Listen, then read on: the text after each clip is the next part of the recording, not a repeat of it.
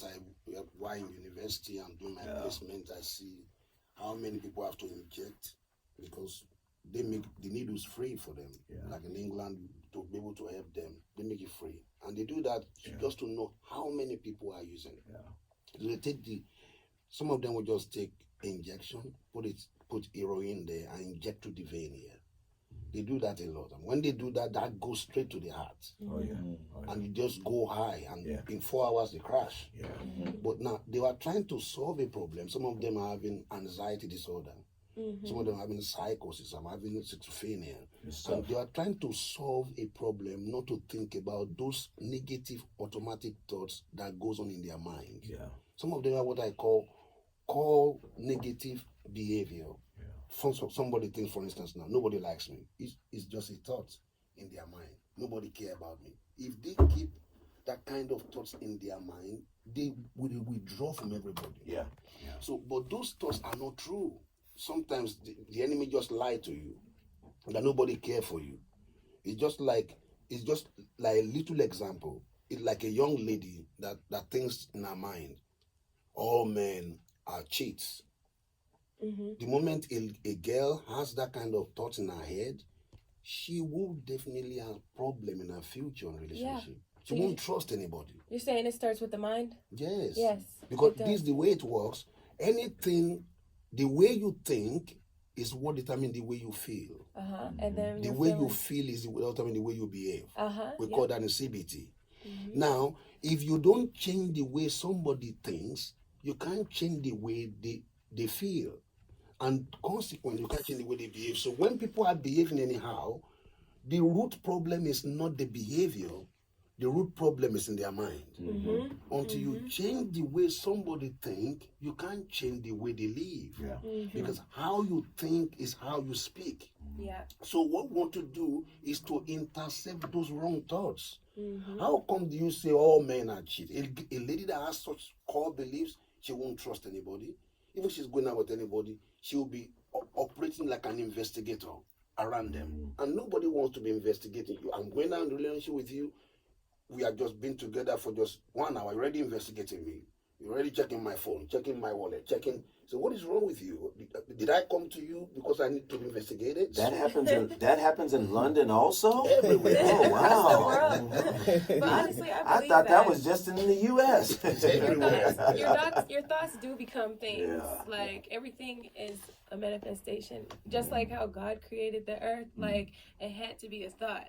Like how we're right here at this radio station, it had to be a thought and it was brought to life. And that's why a lot of people remain miserable, because they have this negative mentality in their mind and it just eats them alive. And so it's just a repetitive cycle. They're doing all they know. So it does. So when you make treatment available, people are able to go for counseling. And in CBT, that's what we have some papers that we use when we deal with people one-on-one, where you write down what are the negative automatic thought that goes on in your head. In other words, people don't know how to identify those things. It's when they are speaking, then you can help them to identify that is a negative automatic thought. If you don't change that way of thinking, you can't change the way you feel, and ultimately you can't change the way you behave. So what you have said is not just giving them in the house. You have to change what goes on in their head. And the moment that is done, they wouldn't see a need to take substance to be able to overcome those negative thoughts. For instance, people have thoughts in their mind, kill yourself. Nobody likes you. They have thoughts of rejection on their own. Not that anybody, because maybe they have an experience. And sometimes I tell people that you fail does not make you a failure. Failure is I call failure success packaged in an experience. So if you fail, that you fail is just an event. Failure is not a person. Like I told the kids yesterday, I failed a lot in my life. I'm from primary school to high school because my mom was 8 kids to take care of. My father died early, so nobody to take care of us. So my mom just is working to see how she can feed us. She didn't have time to be asking you for your own work. And I don't have any support. So during my primary school time, the highest I can do in the class is to steal answers from my colleagues. I tell you, if you write 1 + 1, I'm going to copy your work. We are doing it. So, and even when they write 1 So plus, you used to tell them you were going to I come. tell them. So you really were a Debo. Yes, I knew it was going to come out sooner or later. I make a deal with them that look when we go inside that place today, anything you write, I write. And so keep your work open for me. Yeah. So even when they write 1 + 1 is equal to 11, I will write it. When they say 1 + 1 is equal to 3, I will write it. They write crap, I write crap. We fail together. So, I also feel that a lot of our the way we go about things are outdated. I think that we need to come and think of new ideas to way we treat people. Revamp. Because like just like with autism, instead of a child just going into a traditional doctor's office that looks like a doctor's office, we that's why we made it colorful and made it, as me thinking of me being a kid and what I would like to go to when I wanted to see a doctor's office or how I wanted to be treated, instead of you having this therapist just comes in, and just talking to you in this bland office. You're coming in a place where kids like to be creative, and then you have a therapist actually talking to you while you're actually doing something you love to do. Yeah. You're able to break through. I love your setup down there. It's absolutely kid-friendly. It's totally kid-friendly, and it has all these primary colors. And the beautiful thing about it is the artwork that's there. I saw a picture on the news that you were painting of Dr. King. What's it say? It said dream big. Dream big. It's beautiful, absolutely beautiful, and you're so right. And that's one of the things that a lot of parents are talking about. A lot of people in the community are saying, we look at traditional classrooms today. Let's change the whole environment. Let's go into the 21st century. Exactly. It needs to look like a Zappos, if you will. Dewana will tell you, we've been all around the Zappos offices, and these folks don't sit in traditional offices. They have bean bags, they have hammocks, they have lawn chairs. So you may go by and see somebody working on a project laying in their sleeping bag. Am I right, Duana? Yeah, that's where we're headquartered. It's crazy, and it makes these folks they're in flip flops. They may have on a straw hat. Love it. They may they got, if you want to reach up and grab a jelly bean, some popcorn, pop some popcorn. I mean, this is their environment. Yeah. But look at how successful. Yeah. And then they bring in young people and they're learning, and the kids are excited about learning. And then you get old people like me that come there, and I'm just like bouncing off the walls because I'm like, I just love this. You know what I'm saying? And so you're absolutely right, Courtney. To your point, we got to do some things different. Exactly. I'm hearing from kids all over the district saying, school is boring. I don't like sitting in a desk for an hour and having someone just stand there. The interaction is limited. I love teachers. Let the teachers have flexibility. Exactly. I just don't like when folks have their foot on someone's neck. Let these teachers who are creative spread their wings and be excited. When I see things on social media whether they're coming up with different beats on how to teach these kids equations or get them excited about reading certain things and materials, leave the teacher alone. Let them be creative. Just don't give them quizzes on how to put an auction together and sell off slaves and stuff like that. I don't want to see those assignments anymore. You know what I mean? Because we've seen them recently. And also we're like in an era where we need to learn how to work together. So actually doing more group learning. Yeah, absolutely. Well, Dr. Adebo, we're honored, man. Thank you for being here. Great to be here. I mean, this atmosphere is electric. I love the way you run this place and the way you put your word across to. I just show up. Kendall and I just show up, and Drew and Fran just let us talk. How about that? You're being creative now. You are being creative. I mean, just the thing you are talking about, that where they should allow the teachers to be creative. Yes, sir. Not in a box. Yes, sir. Just think of other ways to be able to teach kids in a way you can reach them. I mean, you are doing that exactly from the way you are speaking, because when you tell people to be creative, they want to find out, what do you mean by that? Right. Give me an example, something, a mental picture of what it means to be creative. I think during that time, for me, school was boring, so I don't see anything to learn from. I just copy people's work. Until when? That's what I saw at school. That's right. That's when right. I go to school, play football and copy somebody's work. If she leave her work, now copy her work. I copy. I can be in one class and I copy 3 work on one paper work. Right. And until when somebody spoke to me, my senior brother, what do you want to become in life? I failed. I mean, I would play football. I was very popular in school. And I failed. Everybody know I failed now. I want to get out of that school. There was no way out. So I had to make a decision. My brother, what do you want to become in life? I want to become doctor. I said, wow. You want to become doctor and you are stealing people's work. How do you think, are you going to be stealing stethoscope? You know, he encouraged me, told me that there's something great inside you. You are better than this. He spoke into who I am meant to be. Yeah. And brought out me. Nobody ever spoke to me like that. And told me that you are not a failure. Don't see this event as you. See it as an event. You are better than this. That's my senior brother Gabriel. And he did that, and something turned inside my mind. That look, I failed, I accept it. You don't fail because you fall. You fail because you refuse to get up. Yeah. So I fail forward. There you go. I jump up, I told myself, I failed and I'm going to accept responsibility to change my way of thinking. You are not a failure because you fail. You are a failure because you refuse to get up. Yeah. Then number 2, you don't determine your future. You determine your habits. And your habit determine your future. Oh, wow. So I needed to change my habits.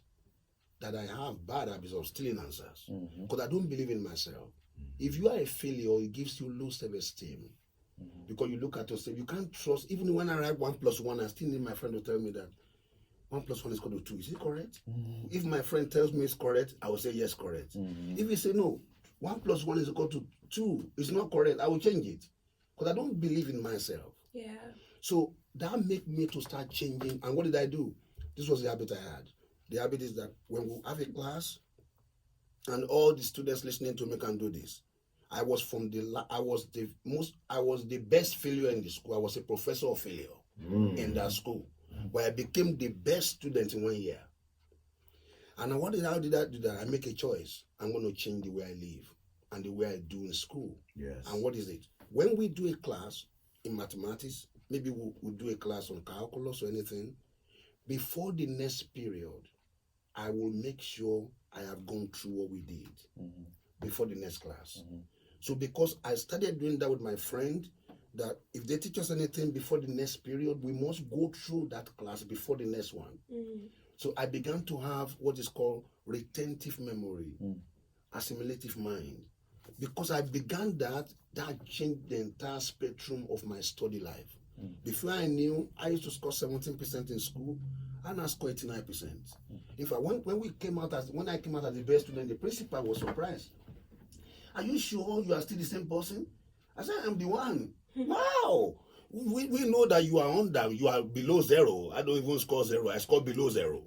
But now I'm scoring, it is something chemistry, it is something physics, it is something. How come in 1 year? It's because I made the right choice. Yeah, you change your mind. I changed the way I live. And I want to say that to everybody. Yes. No child is completely out.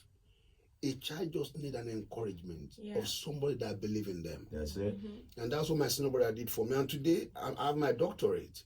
Now, from being nobody to somebody today. Yeah. So I want to encourage every parent that is having kids that are struggling in the school. Please, that child can be a professor tomorrow. Yes, they can. They just need a right approach. Just like what my brother is doing here. Very great job you are doing with those having that kind of issues. And the kids, is how we understand them that determine how we help them to come up. Yeah. So I want to say to every parent, to every mom, please, that child is not a dummy. That child is not a coconut head, as they make me to feel those days. That child is not a failure. That child is just having what I call success, packaging, and experience. There it is. Yeah, give it up one time, Dr. Adebo. Yeah. Dr. Adebo, that's all right there, man. So which word of life will you be at tomorrow? Which one? I think Duana It's on will tell us. Buffalo. At the cross street is Cheyenne and Buffalo. Word of Life Christian Center, Pastor David and Vicky Sharon. Okay, all right. 12 it's o'clock gonna at be their amazing. recovery At service. the recovery Okay. center. All Very right. good, Doc. Thank you. So Good as we're luck doing tomorrow. This, we do this At also. 3 o'clock in Victory. As we do that in London, we also do that in DC. Okay. We have a church in DC, and we do that once a month. In fact, tomorrow they are doing that. Tomorrow they reach out to those on the street, bring them in, and we model the same thing. I love it. Just to let those guys know you are not a trash, you are a treasure. You are a treasure. Very good. Thank you, Doc. Appreciate you. Courtney Haywood, man. Yes, sir. Oh man, how can anybody get you, man? They wanna come down to Artism.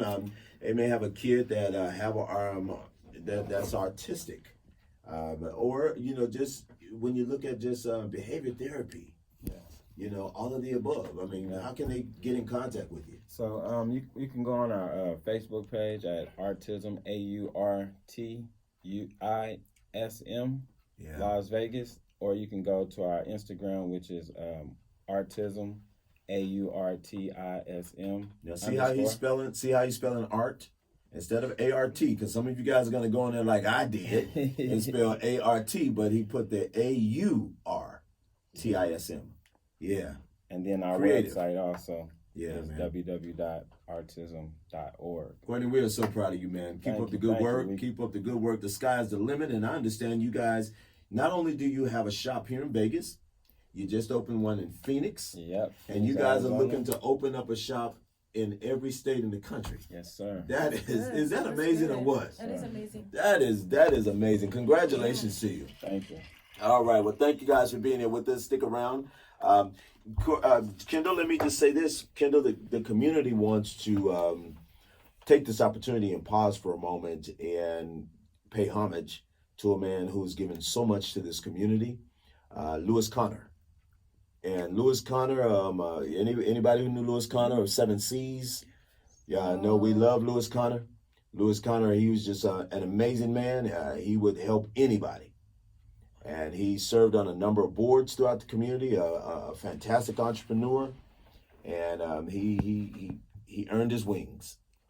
He earned his wings. And so to the Connor family, we send our love and our condolences to you all. We're wrapping our arms around you all. Thank you for sharing Mr. C with us. Many of us called him Mr. C. You all remember his son, LC, who used to work here at KCEP, who used to be our general manager. That's his dad. So Lulu, and those of us who really know LC, some of us called him Lulu.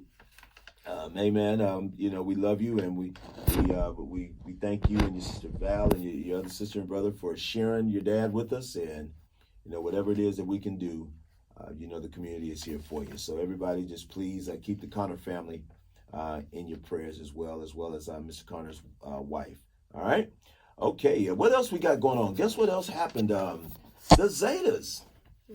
It was their founders' day. It was their. What made it so special was it was their centennial. Oh. They turned 100 years old. So shouts out to the ladies of Zeta Phi Beta Sorority Incorporated. It was everyone's Founders Day this year. Oh man, January is the birthday for everybody. Yeah. Everybody. Omega's at the end of the year. Of course, because as Dr. D said, as Dr. A said, I called you Dr. D. Man, I'm just straight up calling you Debo. As Dr. A said, it's Alpha and Omega, and so Omega's there at the end of the year. They bring it up the rear. But yeah, everybody. The Deltas just had an amazing Founders Day. Happy. Celebration to y'all, J13 and the AKA celebrated their J15 and the Zetas and the Sigmas and the Kappas. Everybody, and the Alphas are in December as well. The Alphas and the Omegas are in December. So yeah, happy Founders Day to everybody, man, and happy Centennial to the Zetas. Oh boy, Drew, you want to shout your sisters out, man? Ain't nobody say sing, man. I just say shout them out. Ain't nobody tell you to sing a song. So shout out to the Zetas, and we thank you all for what y'all do. Shout out to Troy Brown. You guys know Troy Brown. He's a high school sensation here. He played for Centennial, huh? And now he's gone on to who did he play for in college? Oregon? So he played for Oregon, and then he got recruited and drafted to play in the NBA. He is now with the Washington Wizards. Yep. And, oh man, Troy is doing, it is so amazing to look on TV and go, wow, I Yeah. know that kid. I know. I did the same thing. I was like, he looks so familiar. Oh, well, I know him. Well, I mean, for me, I'm looking at him going, God, I remember when he was a little boy, and to see his dreams have come true. God has just blessed his life.